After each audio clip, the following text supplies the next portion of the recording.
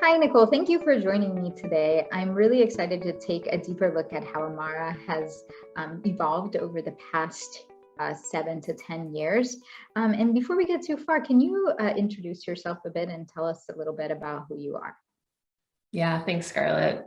I'm Nicole Mazen. I'm Amara's Chief Program and Policy Officer, and I've been with Amara for just over 6 years. I started as a foster care specialist and have grown through and with the organization while I've been here. Great, thank you. So in that time, you've really been at Amara for quite a period of evolution. There's been a really big mindset shift in how we support kids who are involved in the child welfare system, and really in how we are doing that work. So I'm curious, from your perspective, what really sparked that shift, and how did we move from being primarily focused on adoption as an organization and then really moving to family preservation and supporting first families and reunification? Yeah, thanks for that question, Scarlett. Gosh, we're an organization that's been around for 100 years, so it has been a long time coming. One of the things that I am most proud about that we do as an organization is when we learn better, we do better. And I think you can see that through our history.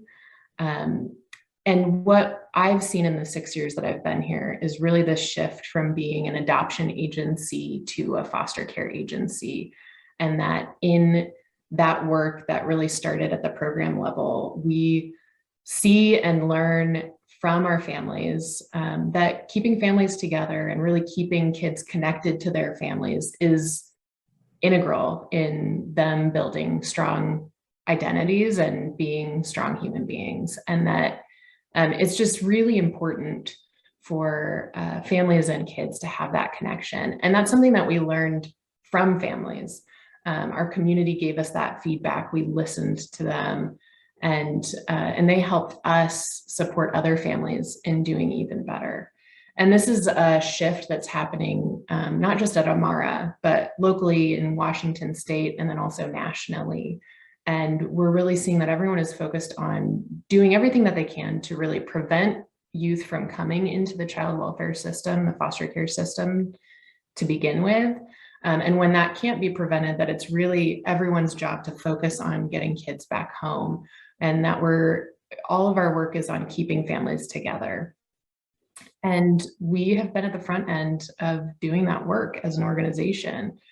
And we've seen that shift both within child welfare as well as within the adoption realm. And we know that it's just important to keep pushing this forward. And I know that you have personal experience with this, and you've worked to build relationships as a foster parent with children's families. And I wonder if you could talk a little bit about what your experience with Amara was like from that end.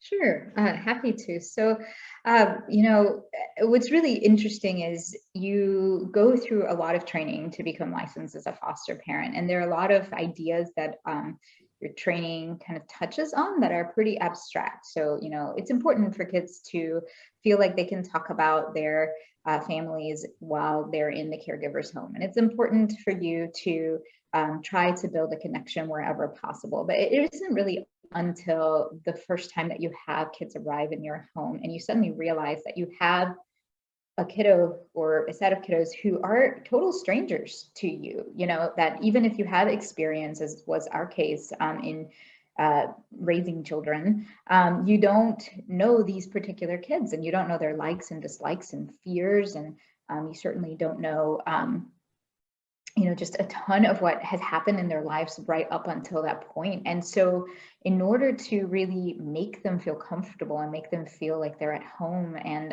ensure that that transition is as non-traumatizing as possible, it's amazing to have the ability and have the support to know how to forge a connection with the kids' families. And for our family, that I think was the really critical piece of what we got in terms of support from Amara.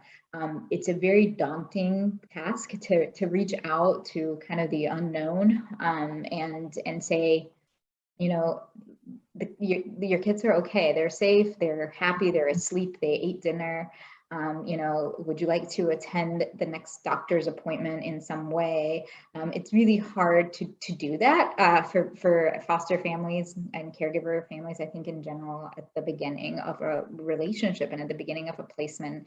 And being just supported in that, and having someone to call, which in our case was, our foster care specialist through Amara, and say, like, is it okay to send this to a visit? Is it okay to send this kind of text?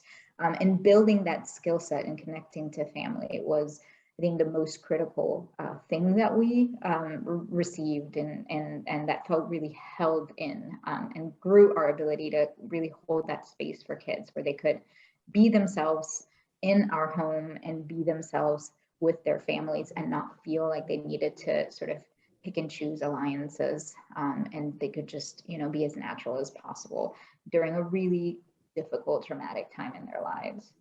So I know as CEO, that work with First Families, work with kinship caregivers, prioritizing reunification is something that I see as the direction that our organization will continue to go in.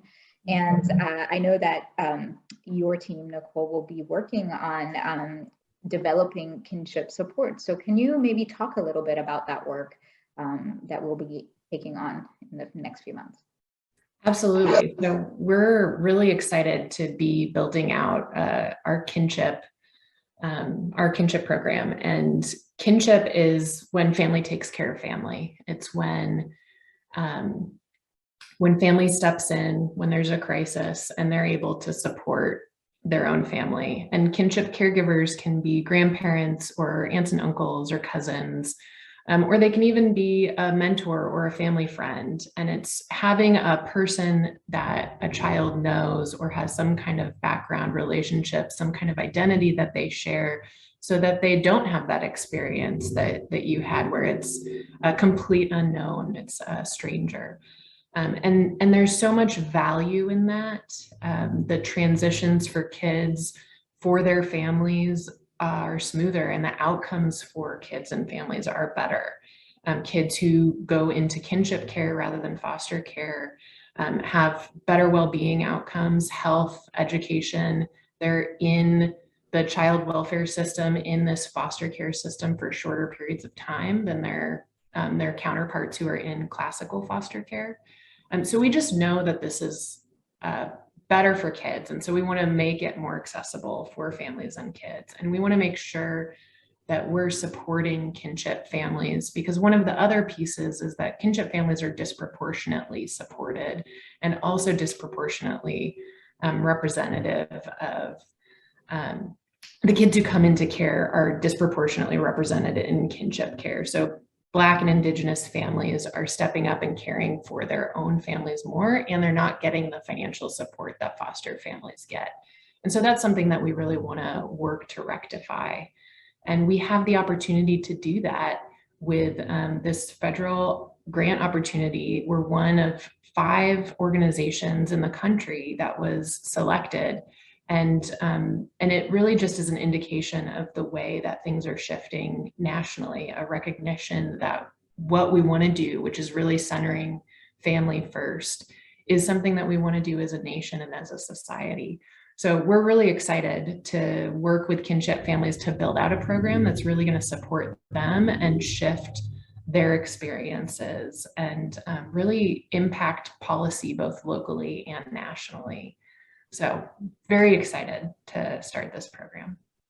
Thank you so much for sharing that work. And, my experience, and as I've gotten to know all of our program teams, that's really our sweet spot as an organization, just bringing deep and meaningful supports to everyone that's involved in a child's care, and ensuring that they are connected to each other, and really center the well-being of that child.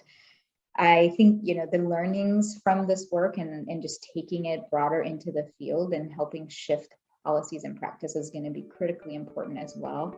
And I'm really excited to be engaging in that work with you. Thank you, Nicole. Thanks, Scarlett.